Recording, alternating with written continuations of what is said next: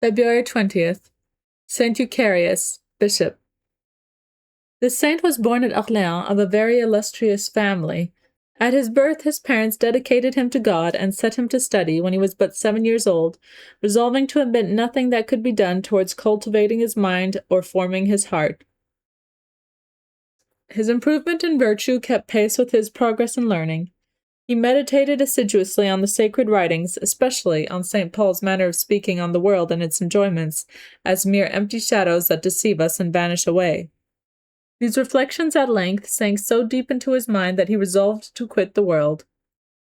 To put his design in execution about the year 714, he retired to the Abbey of Jumièges in Normandy, where he spent 6 or 7 years in the practice of penitential austerities and obedience. Suaveric, his uncle, Bishop of Orléans, having died, the Senate and people with the clergy of that city begged permission to elect Eucherius to the vacant see. The saint entreated his monks to screen him from the dangers that threatened him, but they preferred the public good to their private inclinations and resigned him up for that important charge. He was consecrated with universal applause in 721. Charles Martel, to defray the expenses of his wars and other undertakings, often stripped the churches of their revenues.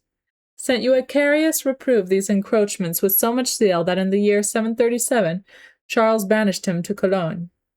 The extraordinary esteem which his virtue procured him in the city moved Charles to order him to be conveyed thence to a strong place in the territory of Liège.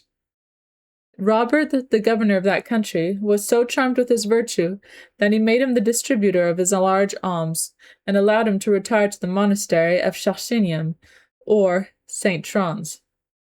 Here prayer and contemplation were his whole employment till the year 743, in which he died on the 20th of February. Reflection.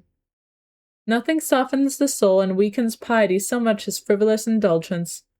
God has revealed what high store he sets by retirement in these words, "I will lead her into solitude, I will speak to her heart."